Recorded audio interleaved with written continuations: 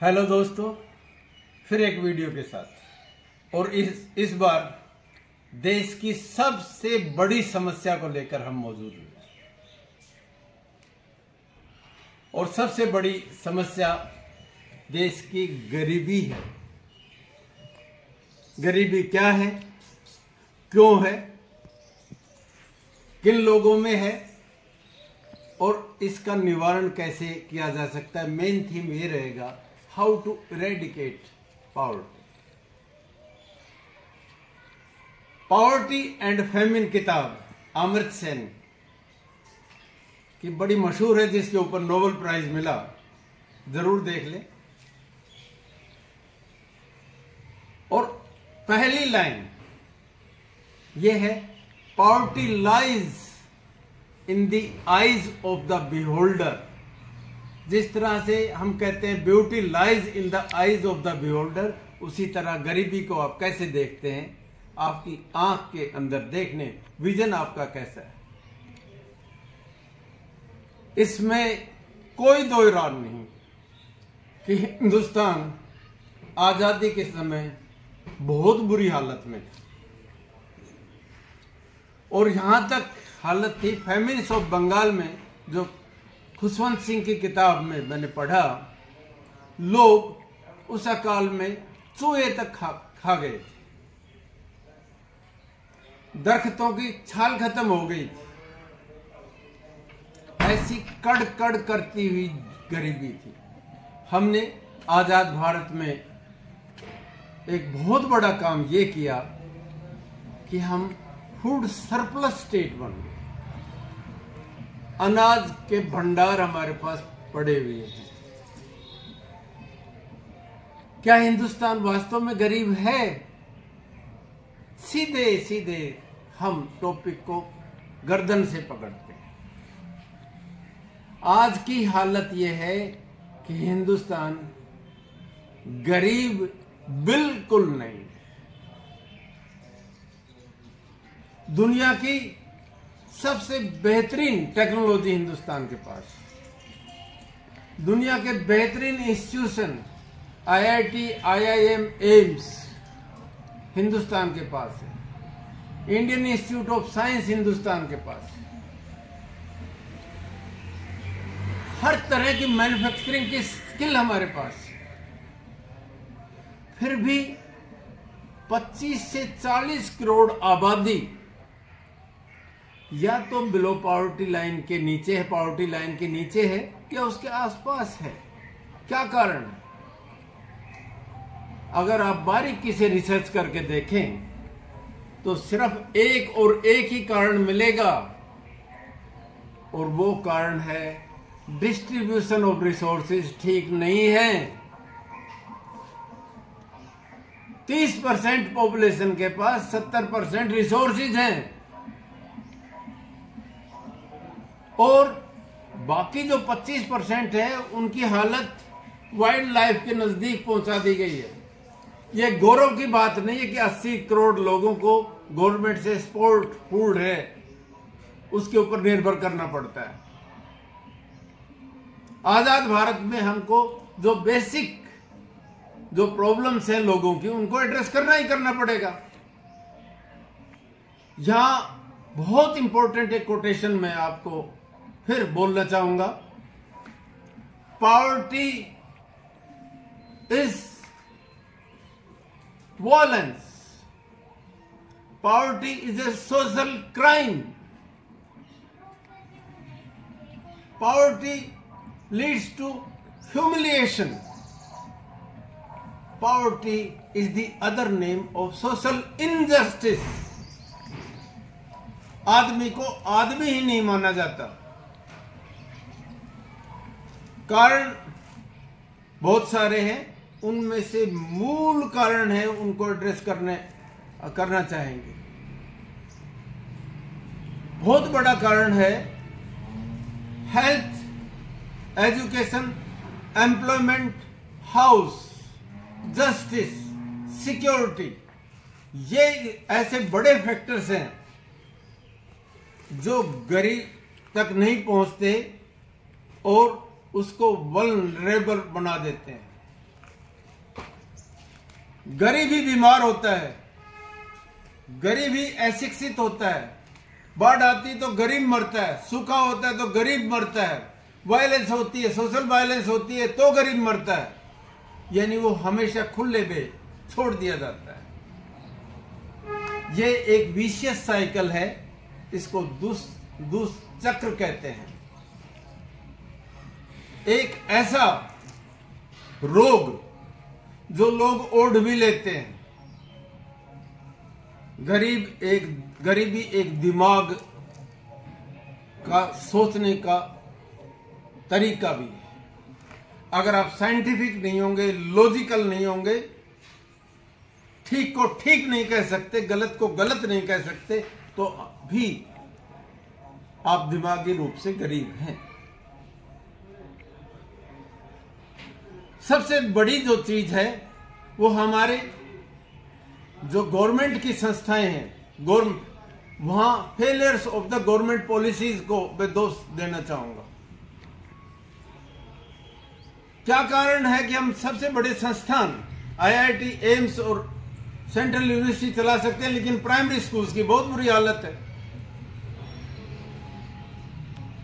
Government schools में recruitment 10-10 साल हो जाती है, रिक्रूट नहीं कर रहे हो आप लोग, बजट नहीं देते हो। न्यू एजुकेशन पॉलिसी आ गई और बजट एलोकेशन में आपने घटा दिया।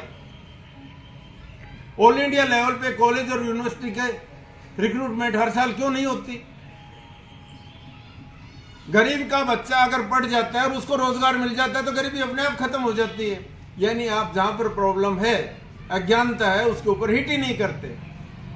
दूसरी ओर प्राइमरी हेल्थ सेंटर की तो छोड़ो, डिस्ट्रिक्ट हेडक्वार्टर के ऊपर कार्डियोलॉजिस्ट नहीं है, न्यूरोलॉजिस्ट नहीं है, सर्जन की नहीं है, आंख का नहीं है डॉक्टर, दवाइयां नहीं मिलती हैं, सड़ती हैं, सफाइयां नहीं है। इसका मतलब क्या कर दिया? People are expose to private hospitals जो इतने महंगे हो गए जो आदमी की रीच में ही नहीं है।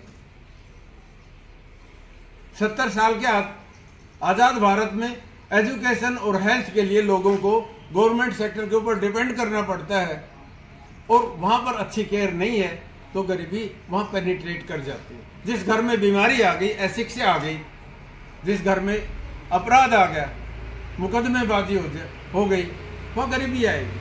दूसरा बड़ी बात यह है, अगर आप रोजगार नहीं देते हो और इन्फ्लेशन बढ़ा देते हो तो गरीबी आएगी। एक बड़ा फैक्टर ये होता है कि हिंदुस्तान की सारी प्लान्स हैं वो हाईजैक हो जाती हैं, लूट लूट के लोग बाहर चले जाते हैं, बहुत बड़े स्कैम्स हो जाते हैं। और अगर इन चीजों को एड्रेस नहीं करेंगे तो गरीबी टिकी रहेगी। यानी जो हमारी पिलफरेजेस कहेंगे हम, लीकेज कहते हैं, सीपेज कहते हैं, इसका मतलब है अगर 100 रुपए है उसमें से 60 पैसा अगर लीक कर गया तो 40 पैसा बचा, और 40 पैसे में इंफ्रास्ट्रक्चर के ऊपर पैसा बचता नहीं है।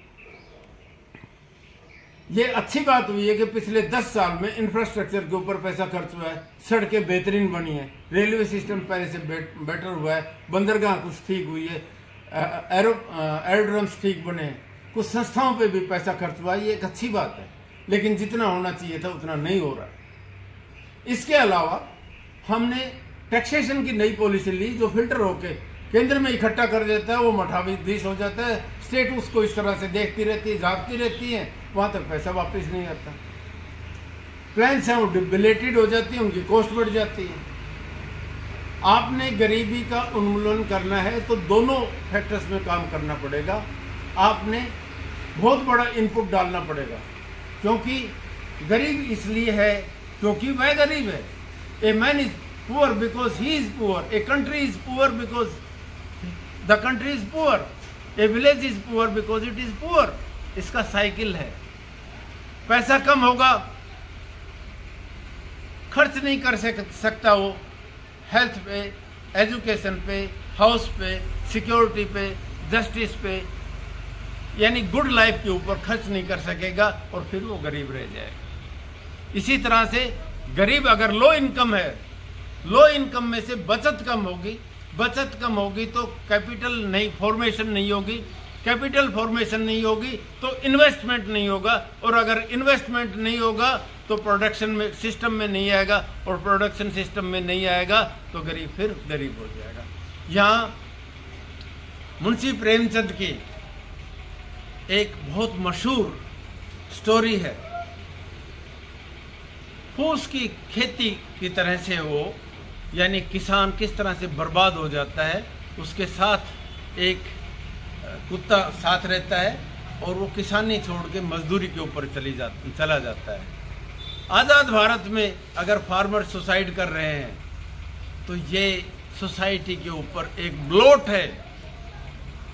जय जवान जय किसान का जो नारा दिया गया था वो बहुत बड़ा नारा था। हिंदुस्तान के लगभग 60% पॉपुलेशन को एड्रेस करने के लिए फार्मर्स की प्रॉब्लम्स है और सोल्जर्स की प्रॉब्लम्स है, उनकी तरफ आपको ध्यान देना ही देना पड़ेगा, क्योंकि वो हिंदुस्तान का सम्मान और पेट दोनों की रक्षा करते हैं। गरीबी की उन्मूलन के लिए इंफ्रास्ट्रक्चर पे आप पैसा खर्च जरूर करें। MSME पे जो बहुत बड़ा रोजगार देता है वहां पर खर्चा करें। IT पार्क बनाएं, इंडस्ट्रियल मॉडल टाउनशिप बनाएं और मेहरबानी करके करप्शन के लेवल को नीचे रखें। सोशल जस्टिस है और न्यायालय में जो जस्टिस है उन दोनों को इस तरह से लगे कि लोग रेस्पेक्ट फॉर लॉ में महसूस करें और सिक्योर करें। गरीबी का जो विष चक्र है, विशियस साइकिल को, उसको तोड़ने के लिए कैपिटल फॉर्मेशन जरूरी है। अमीरी ले आओगे गरीबी चली जाएगी। अमीरी कैसे आएगी? प्रोडक्शन सिस्टम ठीक करने पड़ेंगे। अमीरी कैसे आएगी? आपको करप्शन है उसको अंडर कंट्रोल करना पड़ेगा। अमीरी कैसे आएगी? कौशलता बढ़ानी पड़ेगी।